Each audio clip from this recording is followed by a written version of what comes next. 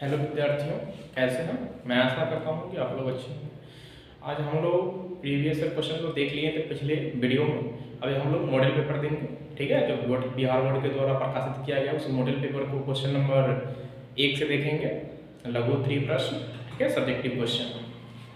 Question number 1 है कि Euclid विभाजन एल्गोरिथम का प्रयोग कर 180, 252 तथा 324 का मौसा ज्ञात करें। क्या ज्ञात करना है? मौसा। किसका प्रयोग करके? यूक्लिड विभाजन एल्गोरिथम का प्रयोग करके ज्ञात करना है, ठीक है। यूक्लिड विभाजन एल्गोरिथम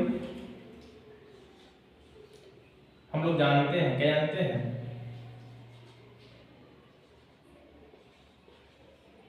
यूक्लिड विभाजन प्रमेय का क्या होता है? a बराबर बी क्यू प्लस आर, जहां 0 के बराबर या बड़ा r होता है और r से बड़ा होता है b। ये प्रमेय क्या होता है इसका? यानी कि जो मेरा शेष आता है, शेष वो 0 से बड़ा होगा या उसके बराबर होगा, लेकिन वो जो शेष आएगा उससे बड़ा होगा मेरा भाजक, ठीक है, b। तो हमको मौसा ज्ञात करना है 180, 252 तथा 324 का। तो सबसे पहले हम किसी दो का ज्ञात करेंगे, फिर तीसरे का ज्ञात करेंगे। तो पहले छोटे से स्टार्ट करते हैं। तो लिखेंगे 180 तथा 252 का मौसा। पहले क्या याद करेंगे? 180 तथा 220 का। फिर उसके बाद जो मेरा मौसा आएगा उससे ज्ञात करेंगे 324 के साथ। तो 180 और 252 का मौसा ज्ञात करना है, तो बड़े वाला 252 यहाँ लिखा है और 180 ये लिखा है। और 180 से कितना मतलब गुना करेंगे कि हमको 252 आया है उसके नजदीक आना है। 18 5 360, लेकिन छोटा है तो 1 से लगाएंगे, प्लस कितना बच रहा है? 2 से 0 2 15 8 7, ठीक है, यानी 72 बच रहा है। इस 180 अब यहाँ चला आएगा, यही क्रिया चलते रहेगा जब तक कि 0 ना आ जाए। और ये 72 यहाँ आएगा, यानी कि ये वाला यहाँ, ये वाला यहाँ, ये क्रिया हमेशा ये जारी रहेगा, ठीक है। तो ये 72 70 गुना 140 तो 72 गुना 144। तो इधर क्या बचेगा? यानी 2 से लगाएंगे तो 144 6 50 80, यानी कि इधर 36 बचेगा। फिर ये 72 यहाँ आ जाएगा, यही प्रक्रिया चलती रहेगा। 36 यहाँ आ जाएगा, 36 दूना 72, 0 आ गया। हम बोले जहाँ 0 आएगा वहाँ ऐसा क्रिया समाप्त होगा, तो 0 आ गया यहाँ। तो यानी इसका जो मौसा आ गया 180 तो 252 का मौसा बराबर कितना आ गया? 36। कितना आ गया? 36। अब जो 36 आया उसका और जो हमको 324 बचा हुआ है उसका, इस दोनों का मौसा निकालेंगे। लिखेंगे 36 तथा 324 का मौसा। अब 36 324 से निकालेंगे तो 324 बड़ा, 324 बराबर 36 से कितना मरते गुना करेंगे? 324 आएगा तो 9 मरते, 9 6 54 4 5 9 27 5 32। तो 0 तो यहीं आ गया एक ही बार में। तो यानी 36 324 का मौसा कितना आ गया? 36 ही आया। कितना आया? 36 ही। तो लिखेंगे अतः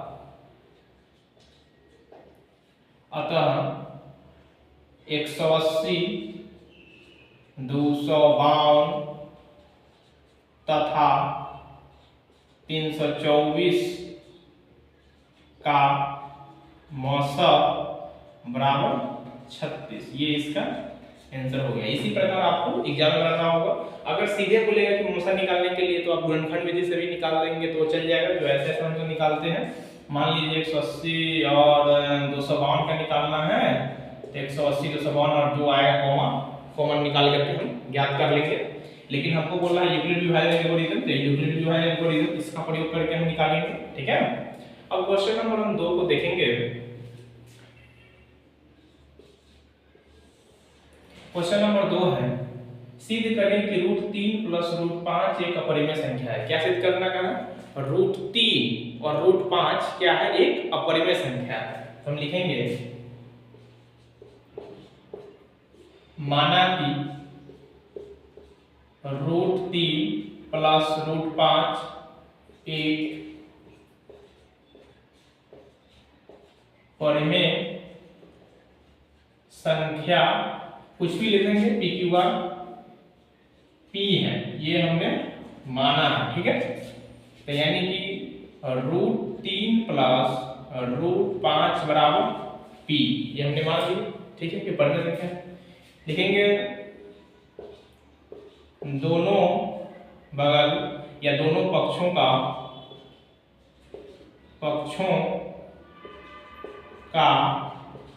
वर्ग करने पर, वर्ग करते हैं तो क्या आता है, √3 प्लस √5 का वर्ग करेंगे और b का, √3 का स्क्वायर a प्लस b का होल स्क्वायर होता है, a प्लस b का होल स्क्वायर होता है a स्क्वायर, यानी कि √3 का स्क्वायर b स्क्वायर, तो √5 का स्क्वायर प्लस 2ab 2 गुने √3 गुने √5 बराबर p स्क्वायर। तो a स्क्वायर √3 का स्क्वायर 3, √5 का स्क्वायर 5, 2√15 हो गया बराबर p स्क्वायर, 5 3 8 p, ये कितना हो जाएगा 5 3 8 प्लस 2√15 बराबर p स्क्वायर। तो इधर क्या बच रहा है, 2√15 बराबर, ये आप हो जाएगा घट जाएगा p स्क्वायर माइनस 8, तो √15 बराबर p स्क्वायर माइनस 8 बटा 2। तो हम तो पहले ही मान लिए हैं क्या कि p जो है क्या परिमेय संख्या, परिमेय संख्या घटा परिमेय संख्या ही होगा, और ये क्या √15 हम पहले बोले हैं कि परिमेय संख्या और अपरिमेय संख्या किससे कहते हैं, जिसे p बटा q के रूप में लिखा जा सकते हैं, ठीक है। परिमेय संख्या कहते हैं जब q नॉट इक्वल टू 0 होता है, जैसे p बटा q के रूप में नहीं लिखा जा सकता उसे परिमेय संख्या कहते हैं, या अपरिमेय संख्या कहते हैं, या जिसका वर्गमूल निकल जाता है पूरा पूरा, यानी कि वर्गमूल दशमलव में नहीं है, दशमलव निकल जाएगा पूरी तरीके से, तो वो क्या होगा परिमेय, जिसका नहीं निकलेगा अपरिमेय, या जिसका दशमलव पर शांत है परिमेय, जिसका दशमलव पर अशांत है वो अपरिमेय होता है। तो इसी प्रकार से हम पता कर लेंगे √15 का वर्गमूल निकलेगा, नहीं निकलेगा, क्योंकि √16 का 4 होता है, लेकिन √15 का नहीं होता है, नहीं अपरिमेय है, और ये क्या है परिमेय है। तो परिमेय बराबर अपरिमेय संभव है, नहीं है, परिमेय बराबर ये अपरिमेय है, अपरिमेय बराबर परिमेय, जो भी हम मान रहे थे कि ये परिमेय है √3 प्लस √5, ठीक है। लिखेंगे हमारी मान्यता गलत है, क्यों, क्योंकि हमने मान लिया कि √3 प्लस √5 एक परिमेय संख्या है, ठीक है। अतः √3 प्लस √5, √3 प्लस √5 एक अपरिमेय संख्या है। तो ये सिद्ध हो गया। इसी प्रकार से आपको एग्जाम में बनाना है, ठीक है। तो या मैं ऐसा करता हूं कि आपको ये समझ में आया हो, नोट डाउन कीजिए।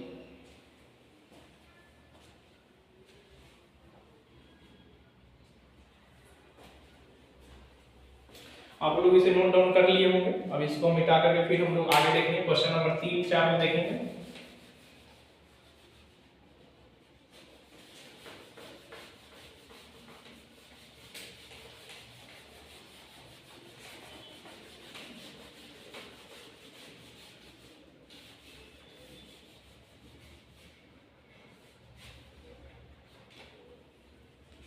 क्वेश्चन नंबर 3 और क्वेश्चन नंबर 4 को देखेंगे।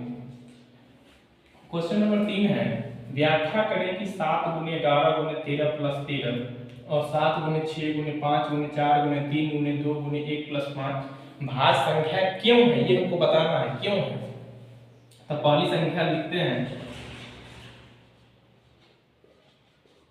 पहली संख्या हमको दिया हुआ है उसको लिखेंगे। पहले क्या दिया हुआ है, 7 गुने 11 गुने 13 प्लस 13, ये हमको दिया हुआ है। तो इसको हम क्या लिख सकते हैं, 13 दोनों में तो 13 कॉमन ले सकते हैं, तो क्या लिखेंगे 7 × 11 + 1, तो 13 × 11 सत्ते 77 1 78, 17 × 78। ठीक है, तो हम लोग पहले जान लें कि भाज्य संख्या किसको कहते हैं और अभाज्य संख्या किसको कहते हैं। तो भाज्य संख्या वैसी संख्या को कहते हैं जो एक और अपने आप के अलावा किसी अन्य संख्या से भी विभाजित होता है, वो मेरा क्या कहलाता है, भाज्य संख्या। और अभाज्य संख्या वैसी संख्या को कहते हैं जो एक या अपने आप के अलावा किसी दूसरी संख्या से विभाजित नहीं हो, भाग नहीं लगे, वो क्या कहलाता है, अभाज्य संख्या। ठीक है, ये पहले हमको जानकारी होना चाहिए। तो देखिए इसमें तो 13 से भी भाई जो संख्या निकल के गुना करके आएगा वो 13 से भी गुना तक भाग भी लगेगा, 13 का है, 78 का है, या 2 से भी लग रहा है, यानी कि जो मेरा ये संख्या है वो कौन सा है, भाज्य संख्या है। ठीक है, कौन सी संख्या है, भाज्य संख्या। लिखेंगे इस या यह संख्या, यह संख्या 2 3 9 3 2 6 1 3 4 18 2 3 13 इत्यादि इत्यादि 13 78 डैश डैश से विभाजित है, इसलिए संख्या 7 × 11, या यहाँ लिख देते हैं 7 × 11 × 13 + 13 भाज्य संख्या है। ठीक है, अब दूसरी संख्या को देखते हैं।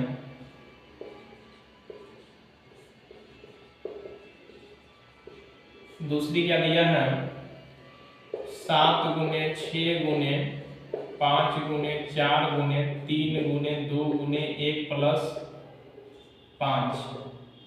तो 7 सम के 5 दोनों में है तो 5 कॉमन ले लेंगे, तो क्या नजर आएगा, 7 × 6 × 4 × 3 × 2 2 + 1। ठीक है, तो क्या आ जाएगा, साक्षक 42 2 × 6 = 24 + 1। तो हम गुना करेंगे 24 × 48 8 4 24 × 96 4 100 1008 + 1। इसको हम लिख सकते हैं 5 × 1000 9। ठीक है, 3 × 9 1 3 × 9 1 19, टेंशन नहीं लगेगा, लेकिन 5 यहाँ लग रहा है इसलिए भाज्य संख्या होगा। लिखेंगे यह संख्या क्या लिख देते हैं, यह संख्या 5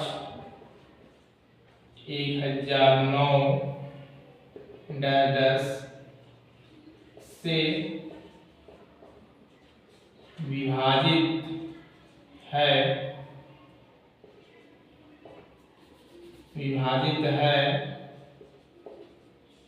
इसलिए संख्या 7 × 6 × 5 × 4 × 3 × 2 × 1 + 5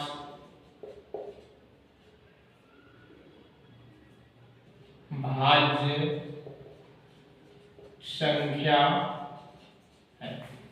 ठीक है, तो दोनों संख्याएं भाज्य है, इसलिए लिखेंगे अतः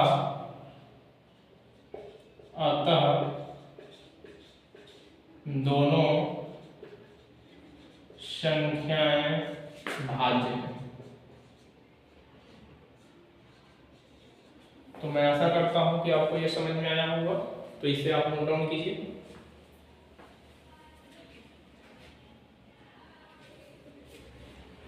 तो आप लोग इसे नोट डाउन कर लिए होंगे। अब इसे हम दिखाते हैं, या आप स्क्रीनशॉट भी ले सकते हैं। क्वेश्चन नंबर 3, 4, 5 को देखेंगे।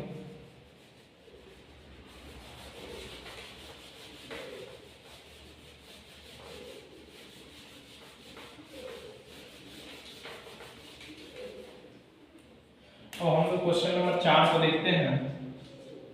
क्वेश्चन नंबर 4 है कि द्विघात बहुपद 4x² plus 5 root 2x minus 3 के शून्यक को ज्ञात करें। क्या ज्ञात करना है? शून्यक को। क्या दिया हुआ है?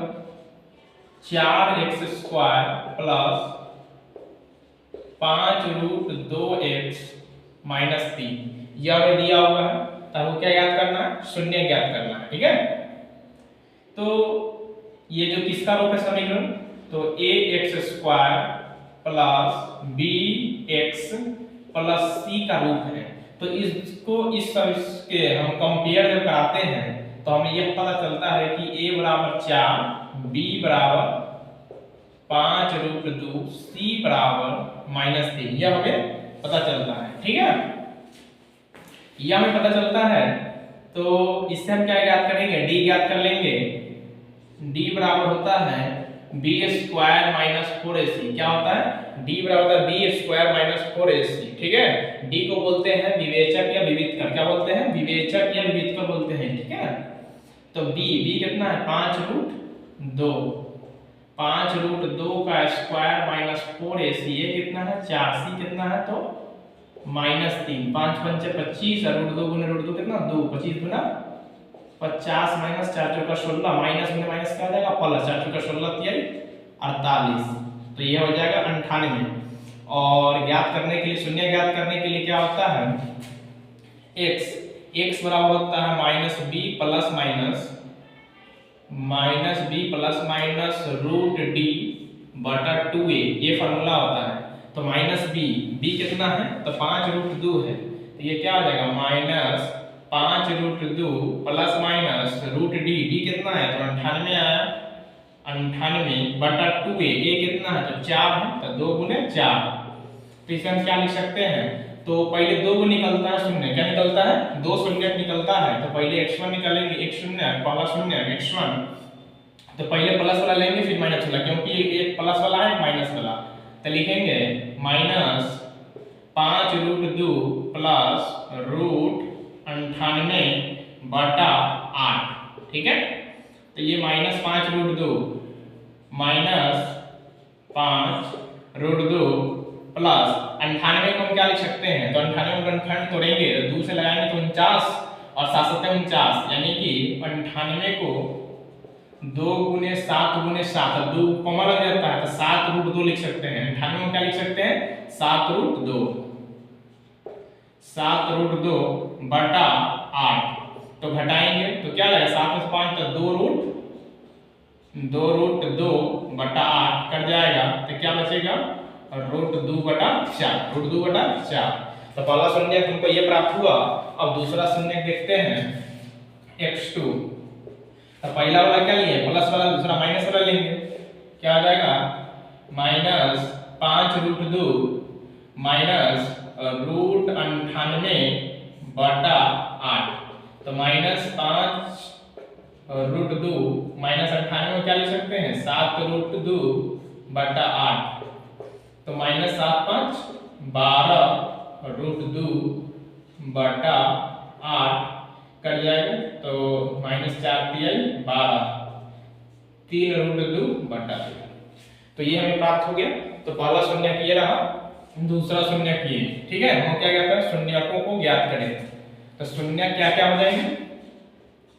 लिखेंगे शून्य रूट 2 बटा 4 और माइनस 3 रूट 2 बटा 2। ये हमें शून्य प्राप्त हो गया, यही मेरा आंसर हो गया। तो एग्जाम इसी प्रकार आपको बनाना है। ठीक है, तो आप इसको नोट डाउन कीजिए।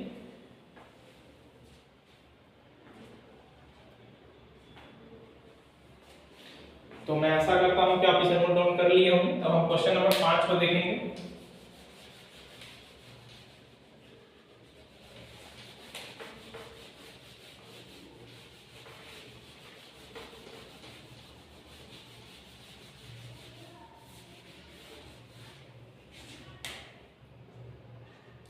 क्वेश्चन नंबर 5, यदि बहुपद px के शून्यक अल्फा तथा बीटा इस प्रकार हो कि अल्फा प्लस बीटा बराबर 5 तथा अल्फा इंटू बीटा बराबर -3, तो px ज्ञात करें। क्या करना है? px शून्यक हमको दिया हुआ अल्फा और बीटा, जो अल्फा प्लस बीटा बोलते हैं शून्यकों का योग, और अल्फा इंटू बीटा क्या होता है? शून्यकों का गुणनफल। यानी कि अल्फा प्लस बीटा जिसको बोलते हैं शून्यकों का योग, जो दिया हुआ है 5, और अल्फा इंटू बीटा जिसको शून्य को गुणनफल बोलते हैं वो दिया हुआ है -30। तो px ज्ञात करना है, तो px क्या होता है? x square plus x square minus alpha plus beta into x plus alpha into beta. क्या होता है formula? x square minus alpha plus beta into x plus alpha into beta. तो x square alpha plus beta का मान कितना है? 5 है, तो -5x अल्फा प्लस बीटा कितना है? -30 है। तो क्या हो जाएगा? x square minus 5x plus minus होता है -30। क्या हो जाएगा? -30। हमको क्या याद करना? px ज्ञात करना था, तो px बराबर क्या हो जाएगा? x square minus 5x minus 30। यह मेरा आंसर हो गया, तो आप इसे नोट डाउन कीजिए।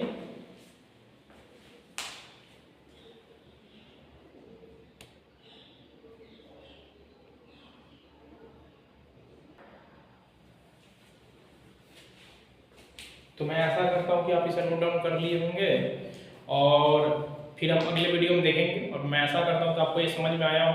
अगर समझ में नहीं आया, कोई पॉइंट, कोई टॉपिक या कुछ गलत हो, तो आप कमेंट कर सकते हैं और पूछ सकते हैं। और इसी मॉडल पेपर को आगे बढ़ाने के लिए या प्रीवियस क्वेश्चन 2025 को हम लोग ऑलरेडी देख चुके हैं, सेट कोड ऐप, तो आप जा करके रोशन कोचिंग सेंटर के यूट्यूब चैनल पर देख सकते हैं, या मेरा ऑफलाइन कोचिंग से जुड़ना चाहते हैं जुड़ सकते हैं। बगरा मंच से जुड़ना चलता है, ठीक है। तो धन्यवाद, लाइक शेयर कीजिए वीडियो को।